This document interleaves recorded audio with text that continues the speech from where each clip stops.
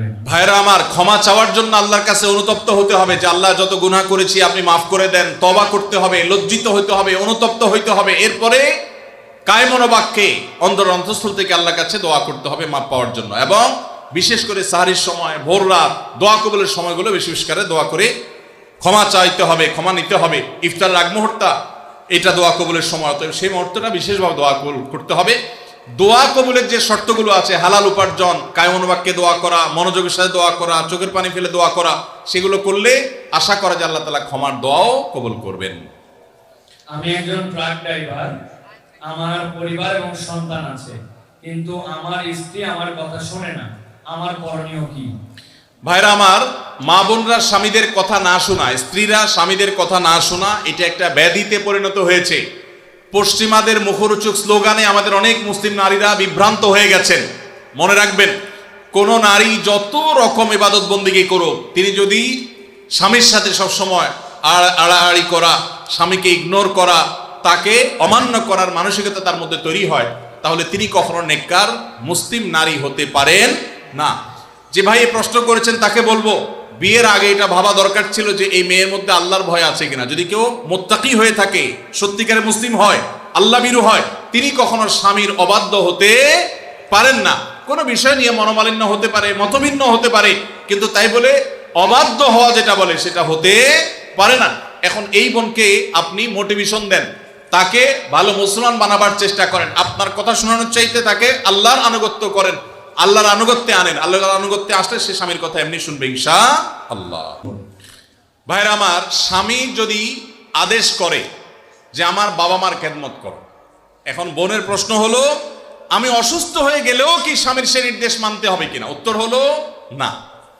যদি এই পর্যায়ের হয় যে আপনি শ্বশুর শাশুড়ির সেবা করতে গিয়ে আপনি সুস্থ না থাকেন, এই পর্যায়ের আপনার সেবার প্রশ্ন আসে, তো আপনি নিজেকে অসুস্থ করে ফেলে তারপরে শ্বশুর শাশুড়ির খেদমত করতে হবে, এত কঠিন নির্দেশ ইসলাম আপনাকে দেয় নাই। তবে এ জাতীয় ইস্যুতে আমি অনুরোধ করব, কোনো ভালো বিচক্ষণ বিদগ্ধ আলেমের কাছে দেখা করে উভয়ের পরিস্থিতি পর্যালোচনা করে অ্যাসেসমেন্ট করিয়ে তারপর সমাধান নেওয়ার চেষ্টা করবেন। কারণ এখানে আপনার কাছে যেটাকে মনে হচ্ছে বাড়াবাড়ি, আদতে সেটা খুব নর্মাল বিষয় হতে পারে। এই জন্য তৃতীয় পক্ষের কারোর সহযোগিতা নিলে সেটা সবচেয়ে ভালো হয়। এই প্রশ্নোত্তরের সংক্ষিপ্ত সেশনে আমরা অল্প কথা উত্তর দিয়ে গেলে আপনার ভুল বোঝার সম্ভাবনা আছে। সেজন্য কোনো দক্ষ আলেমের কাছে, বিচক্ষণ ইমাম সাহেবের কাছে গিয়ে দুজন মিলে তারপরে পুরো অবস্থা জানাবেন। শরীয়ত মৌলিকভাবে মেয়েদের জন্য শ্বশুর শাশুড়ির খেদমত করাকে ফরজ ওয়াজিব করে নাই, কিন্তু স্বামীর প্রতি তার যে শ্রদ্ধা ভালোবাসার দাবি আছে, সেই দাবি থেকে যে স্বামীটা সারাদিন আমার সংসার সন্তানের উন্নতির জন্য কষ্ট করে, সেই স্বামীটার অগোচরে তার উপরে কর্তব্য তার বাপ মার সেবা করা। তিনি যেহেতু আমার কাজে গেছেন, আমি তার জন্য একটু হেল্প করলাম, তার হয়ে একটু কাজ করলাম। তাছাড়া মা বাবার মতো বয়সী মানুষ, তারা যখন আশেপাশে তাদের সেবা করার মানসিকতা থাকা দরকার। কিন্তু সেই সাথে এটাও ঠিক যে আমাদের সমাজে অনেক শ্বশুর শাশুড়ি আছে আস্ত জোয়ান তাগড়া সুস্থ সবল, এরপরও সে আশা করে বসে থাকে বৌমা সব করে দিবে। এটা খুব বাজে একটা অভ্যাস। অনেক শ্বশুর শাশুড়ি আছে, তারা মনে করে বৌমা ঘরে আসছে মানে হলো কাজের মেয়ে ঘরে আসছে, অতএব আমাদের এটা বাই ডিফল্ট পাওনা হয়ে গেছে। এটা খুবই বাজে একটা উদাহরণ। শ্বশুর শাশুড়িদেরও আল্লাহর কাছে বিচার আছে, তারা জুলুম করলে, সীমালঙ্ঘন করলে তাদেরও দায় আল্লাহ তাআলার কাছে থাকবে। নিজের মেয়েটা তাকে দিয়ে কোনো কাজ করায় না, আরেক ঘরের মেয়ে আসছে তাকে দিয়ে সারাদিন গাদা খাটনি করা, এটা জুলুম। অতএব জুলুমও করা যাবে না, আবার বোনরা শ্বশুর শাশুড়িদেরকে ইগনোরও করবেন না। আল্লাহ তাআলা আমাদেরকে আল্লাহর নির্দেশকে যথাযোগ্যভাবে মানার তৌফিক দান করুন। বেনামাজি মানুষ মৃত ব্যক্তিকে গোসল করাতে পারবে কিনা? মৃত ব্যক্তিকে বেনামাজি গোসল করাইলে গোসল হয়ে যাবে, কোনো অসুবিধা হবে না। তবে সন্দেহাতীতভাবে এটা মুসলমানদের কর্তব্য। কোনো এলাকাতে কেউ মারা গেলে যারা দিনদার মুসলমান তারা তাকে কবরস্থ করবে এবং তার দাফন কাফনের ব্যবস্থা করবে। কোনো বেনামাজি করলেও আদায় হয়ে যাবে ফরজটা সবার পক্ষ থেকে ইনশাআল্লাহ। বিভিন্ন অ্যাপ ব্যবহার করার কারণে পয়েন্ট দেওয়া হয়ে থাকে, এইসব পয়েন্ট ব্যবহার করে বিভিন্ন অফার নেওয়া যায় হবে কিনা? ভাইরা আমার, যদি কোনো অ্যাপস ইউজ করলে আপনাকে পয়েন্ট দেয়, সেই পয়েন্ট আপনি এক্সচেঞ্জ করে কোনো সুবিধা নেন, কোনো টাকা পয়সা পান, এটা জায়েজ হবে এই শর্তে যে সেই অ্যাপটা যদি হারাম কিছু না হয়, সেটা ব্যবহার করলে যদি কোনো গুনাহের কাজ না হয়, তাহলে আপনি এটা করতে পারেন। আজকাল অনেক জুয়ার অ্যাপস বের হয়েছে, অনেক হারাম অ্যাপস আছে, সেগুলো এ ধরনের অফার দিয়ে থাকে। সেগুলো অ্যাপস ব্যবহার করাটাই ইটসেলফ একটা হারাম কাজ। অতএব সেখান থেকে পয়েন্ট নিয়ে উপার্জন করলে সেটা হারামই হবে। অতএব আপনি কোন অ্যাপস ব্যবহার করছেন আর কি পয়েন্ট দিচ্ছে আপনাকে, সেটা হলো দেখার বিষয়। বাথরুমে ওযু করার বিধান কি?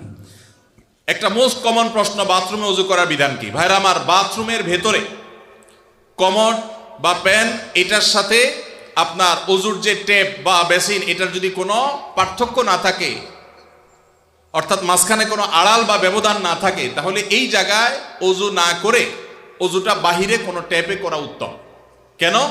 কারণ ওযুর একটা গুরুত্বপূর্ণ সুন্নাহ হলো বিসমিল্লাহ পাঠ করা। টয়লেটের মধ্যে বিসমিল্লাহ পাঠ করাটা মাকরুহ। টয়লেটে বিসমিল্লাহ পাঠ করা কি মাকরুহ? যেহেতু মাকরুহ, অতএব হয় আপনি বিসমিল্লাহ ছাড়া ওযু করবেন, তাহলে ওযুটা একটু ত্রুটিপূর্ণ হলো, আর না হলে বিসমিল্লাহ জোরে পড়বেন, তাহলে আপনি মাকরুহ করলেন। এই জন্য বাথরুমের বাইরে বিসমিল্লাহ পড়ে ওযু করবেন। পাও ধোয়াটা বেসিনে ধোয়ার ব্যবস্থা নাই, ভেতরে যায় ধুলেন, বাস, তাহলে হয়ে গেল। আর যদি বাহিরে কোনো বেসিন না থাকে, কোনো টেপ না থাকে, তাহলে টয়লেটের ভিতরেই ওযু করতে পারবেন, কিন্তু বিসমিল্লাহটা মনে মনে বলবেন।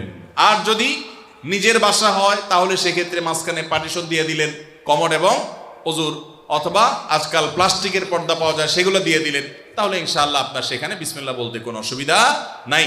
টয়লেটের ভিতরে যদি কেউ ওযু করে, ওযু হয়ে যাবে, নামাজও হয়ে যাবে, কিন্তু উত্তম হলো বাহিরে করা। জি। কাউকে যদি কালো জাদু করা হয়, ব্ল্যাক ম্যাজিক করা হয়, তাহলে আমরা বুঝতে পারবো কিভাবে? এবং এই কালো জাদু থেকে বাঁচার উপায় কি? কোনো আলেমের কাছে যেতে হবে নাকি নিজের জামল করলেই চলবে? ভাইরা আমার, কাকে কালো জাদু করা হয়েছে, কাকে করা হয় নাই, এটা বোঝাটা খুবই সিম্পল এবং খুবই সহজ একটা ব্যাপার। বিশেষ করে কিছু আলামত আছে, যে আলামতগুলো খুব সহজেই দেখে বোঝা যায় এই লোকটা ব্ল্যাক ম্যাজিকের রোগী বা জাদুর রোগী। আপনারা জানেন যে আমাদের সমাজের এক শ্রেণীর মানুষ এই কালো জাদুতে বিশ্বাস করে না। যদি কেউ কোরআনের জীবন্ত মুজিজা আর অলৌকিকত্ব দেখতে চায়, তাহলে সে কালো জাদু গ্রস্ত রোগীর মধ্যে কোরআনের আয়াত দিয়ে যে ট্রিটমেন্ট করা হয়, এটা দেখে সে আল্লাহর কুদরত দেখতে পাবে, কোরআনের মিরাকল দেখতে পারে। তো কালো জাদু এটা কোনো মানুষকে আক্রান্ত করলে সচরাচর সাধারণত কোনো ওষুধে কোনো কাজ হয় না, কোনো চেক আপে কোনো রোগ ধরা পড়ে না, দিন দিন অসুস্থ হয়ে যায়, খুব ভয়ঙ্কর একটা পর্যায়ে চলে যায়। একটি বর্ণনা আছে, কালো জাদু এটা মানুষকে কবর পর্যন্ত আর ওঁটকে পাতিল পর্যন্ত নিয়ে যায়, তার মানে শেষ করে ফেলে দেয়, নানা রকমের ক্ষতিগ্রস্ত মানুষকে করে। এবং আজকাল আপনারা দেখেছেন অনেকেই বিভিন্ন ফুটবল টিমের ভালো ভালো খেলোয়াড়দেরকে কালো জাদু করা হয়, এবং এগুলো নিয়ে ইন্টারন্যাশনাল মিডিয়াগুলোতে বেশ ফলাও করে আপনার নিউজ প্রকাশ করা হয়, এবং সমস্ত দুনিয়াতে মানুষের কাছে ওপেন সিক্রেট এখন যে বড় বড় খেলোয়াড়দেরকে ব্ল্যাক ম্যাজিক করা হয়, এবং সেটার যে প্রভাব হয় সেটাও মানুষের কাছে দিনের আলো মতো পরিষ্কার। তাহলে আমার বুঝতে অসুবিধার কথা, বরং কোরআন যেটার কথা বলেছে সেটা বাস্তবায়ন দেখতে পেরে আমার ঈমান আরো বেড়ে যাওয়ার কথা।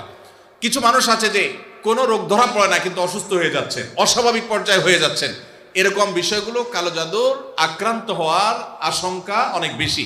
ঠিক একইভাবে অনেকের অতিরিক্ত হাই আসে, অতিরিক্ত সীমাতিরিক্ত হাই আসে। হাই তোলাটা কিছু একটা লিমিটেশন আছে, যে এই পর্যন্ত হাই তোলা এটা স্বাভাবিক, কিন্তু যখন অস্বাভাবিক পর্যায়ে পর্যন্ত চলে যাবে, তখন সেটা কোনো কোনো ক্ষেত্রে ব্ল্যাক ম্যাজিকের রোগী হওয়ার আলামত থাকে। দিন দিন শুকায় যাওয়া, নানা রকমের পরিস্থিতি আছে। সবচেয়ে বড় পরীক্ষা করার উপায় হলো সূরা বাকারা সহ বিভিন্ন রুকিয়ার অ্যাপস চালু করে দিলে, ভিডিও চালু করে দিলে, তেলাওয়াত চালু করে দিলে, যদি এটা শোনার পরে অস্থির হয়, পেরেশান হয়, তাহলে এই লোকটার মধ্যে কালো জাদুর আশঙ্কা অনেক জোরালো, যে সে সহ্য করতে পারে না তেলাওয়াত। একজন সাদা মানুষ, মুসলমান সহ্য করে, কিন্তু সে তেলাওয়াত বন্ধ করতে পারে, আজান সহ্য করতে পারে না। এরকম বিষয়গুলো সাধারণত ব্ল্যাক ম্যাজিক কাউকে করা হয়েছে তার একটা আলামত হয়। সবচেয়ে ভালো হয় ভালো কোনো রাকির কাছে গেলে তারা এটাকে অ্যাসেসমেন্ট করতে পারে বিভিন্নভাবে, এবং ধরা পড়ে যে তার কালো জাদু হয়েছে কি হয় নাই। আজকাল এই আপনার রাকিদের নামে অনেক লোকজন আছে যারা কবিরাজি করে, উল্টাপাল্টা পদ্ধতি করে, ভালো মানুষও কালো জাদুর রোগী বানায় দেয়। অনেকে আছে নাম, বাপের নাম বললে বলে দেয় যে জাদু করছে কি করছে না, এগুলো সবই বোগাস, এবং এগুলো কোনো সঠিক পদ্ধতি না। আমার পরিচিত একজন বলল যে আমার এক দাদা বহু আগে মারা গেছেন, তো এরকম এক কবিরাজের কাছে যাই বললাম আমার দাদার নামে এটা, তার বাপের নামে এটা, দেখেন তো তার কোনো জাদু টাদু আছে কিনা। বলে হায় হায় রে, শেষ করে ফেলছি, তো আর বেশি দিন বাঁচবে না, অথচ উনি মরে শেষ। তো এরকম বন্ডামি ভাওতাবাজিও আছে। এই জন্য যারা কোরআন হাদিসের আলোকে রুকিয়া করে, ঝাড়ফুঁক করে, এরকম মানুষদের শরণাপন্ন হবেন। এই সমস্ত প্রশ্ন উত্তর দেওয়ার কারণে আমার কাছে সব ঝাড়ফুঁক নিতে আসে। আমি কোনো রাখি না ভাই, আমি নিজে অন্যদের কাছে ঝাড়ফুঁকের আমলটা নিতে হয়, অ্যাডভাইসটা নিতে হয়। ভাইরা আমার মনে হয় শেষ করা দরকার নাকি? আচ্ছা, শেষটা বলেন। আমার শ্বশুর বাড়ির লোকজন আমার স্ত্রীকে জোর করে আমার কাছ থেকে আলাদা রাখে, অথচ আমার স্ত্রী আমার সাথেই থাকতে চায়, এক্ষেত্রে আমার করণীয় কি? আপনার ও প্রশ্ন, ঠিক আছে ভাই। অনেক কমবখ্ত বাপ মা আছে, হতভাগা বাপ মা আছে, কপাল পোড়া। মেয়ে স্বামীর সংসার করতে চায় কিন্তু বাপ মা বাধা দেয়, আছে না নাই?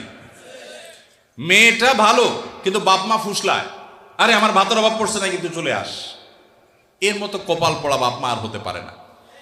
বাইরে আমার, বেশিরভাগ সংসারে স্বামী স্ত্রীর মধ্যে অশান্তি সৃষ্টি করে তৃতীয় পক্ষ। কারা করে? তৃতীয় পক্ষ। আমি এই জন্য বলি, সাক্ষাৎ শয়তান যদি দেখতে চান, একবারে আপাদমস্তক শয়তান, তাহলে স্বামী স্ত্রীর মধ্যে অশান্তি সৃষ্টি করার জন্য যে ভূমিকায় অবতীর্ণ হবে, এ হলো সাক্ষাৎ শয়তানের ভূমিকা অবতীর্ণ হয়েছে। কথাকে বুঝাতে পারছি? শয়তান সবচেয়ে খুশি হয় কোন কাজে জানা আছে আপনাদের? কোন কাজে সবচেয়ে বেশি শয়তান খুশি হয়? কোন সংসার ভেঙে দিলে, স্বামী স্ত্রীর মধ্যে বিচ্ছেদ হলে। আপনারা হাদিস শুনছেন, প্রসিদ্ধ হাদিস, শয়তান তার সিংহাসন পানির উপরে স্থাপন করে এবং শয়তান তার চেলাদেরকে ছেড়ে দেয়। চেলারা সারাদিন আকাম কুকাম করে সারাদিন অপকর্মের পরে ফিরে এসে তাদের দলনেতাকে বলে, আমি একজনকে খুন করিয়েছি, একজনকে দিয়ে আরেকজনকে দিয়ে একটা মিথ্যা বলিয়েছি, আরেকজনকে দিয়ে মাদকাসক্ত করিয়েছি, আরেকজনকে দিয়ে অমুক জেনা করিয়েছি। তখন শয়তান বলে, হ্যাঁ অবশ্যই কিছু না কিছু করেছ। কিন্তু যখন কোন শয়তান এসে বলে একজন স্বামী স্ত্রীর মধ্যে বিচ্ছেদ ঘটায় দিছি, তখন শয়তান বলে তুমি সবচেয়ে বড় কাজ করছো, সে সবচেয়ে বড় খুশি হয়। যে সমস্ত পুরুষেরা মহিলাদেরকে অথবা পুরুষদেরকে উস্কায়, দেখবেন যে অনেক মহিলাকে যায় অনেকে বলে, ভাবি আপনার মতো মানুষের সাথে ভাই রাগ করে কেমনে? মানে আপনার মতো এত ভালো, এত ভদ্র, এত রূপবতী মানুষটার সাথে রাগ করে যে কেমনে? এত পাষাণ সে কিভাবে হয়? বুঝবেন যে এই লোক হলো সাক্ষাৎ ইবলিস। আবার একই কথা ওই পুরুষ লোকটাকে যদি বলে যে ভাই আপনি তো রাজপুত্র, মাশাআল্লাহ, আপনার কপালে রাজরানী আসলেও কম হবে ভাই, তাহলে তার উস্কায় দিচ্ছে। তার মানে সে মনে মনে চিন্তা করবে, তাহলে আমার বউ এটা আমার জন্য আসলে মানায় না, আমি তাহলে এত বেশি যোগ্য পুরুষ। তাহলে তার স্বামীর সাথে, তার স্ত্রীর সাথে তার দূরত্ব বাড়বে কি বাড়বে না? তাহলে এই যে পাম্পট্টিটা দিল, এই পাম্পট্টি দেওয়া লোকটা হলো সাক্ষাৎ ইবলিসের ভূমিকা অবতীর্ণ হয়েছে। অতএব খবরদার, স্বামী স্ত্রীর মধ্যকার অশান্তি সৃষ্টি করার জন্য কেউ তৃতীয় পক্ষের ভূমিকা রাখবেন না। এমন কি সেটা যদি বাপমাও যদি হয়, সে বাপমা আল্লাহর কাঠগড়ার আসামি হবেন। বহু ছেলেদের বাপ আছেন, ছেলেদের মা আছেন, শ্বশুর শাশুড়ি আছেন, বৌমার ব্যাপারে ছেলের কান ভারী করে দেয়, আছে না নেই? ছেলেটা থাকে বিদেশ, তার কানটা ঝালাফালা করে দেয়। এরা সবাই কিয়ামতের ময়দানে আল্লাহর কাছে আসামি হবে। খবরদার, এরকম কোনো ষড়যন্ত্র করা যাবে না। চেষ্টা করতে হবে স্বামী স্ত্রীর মধ্যে মনোমালিন্য হলে সেটাকে আরো দূর করে দিতে হবে, সেটা আরো দূর করে দিতে হবে। আল্লাহ আমাদেরকে তৌফিক দান করুন। মসজিদের ইমাম সাহেবরা যারা আছেন, ফ্যামিলি কাউন্সিলিং করবেন। এলাকাতে কোথায় স্বামী স্ত্রীর সাথে মনোমালিন্য চলছে, তাদের মধ্যে সালিসি করবেন, তৃতীয় পক্ষ হয়ে মিলাবার চেষ্টা করবেন, ভাঙার চেষ্টা করবেন না। আল্লাহ আমাদেরকে তৌফিক দান করুন। যে মা বাপ তার মেয়েকে ফুসলাচ্ছে স্বামী সংসার না করার জন্য, যৌক্তিক শরঈ কোনো কারণ ছাড়া যদি এটা করেন, তারা কবিরা গুনাহে লিপ্ত হোক। তারা মা বাপ সন্তানকে তারা আল্লাহর নির্দেশ থেকে বাহিরে তারা নিতে চাচ্ছে। ফ্যামিলি ব্যবস্থাপনা এবং দাম্পত্য জীবনের সুখ শান্তি ইসলামে খুবই গুরুত্বপূর্ণ বিষয়। আল্লাহ তাআলা আমাদেরকে বুঝার তৌফিক দান করুন।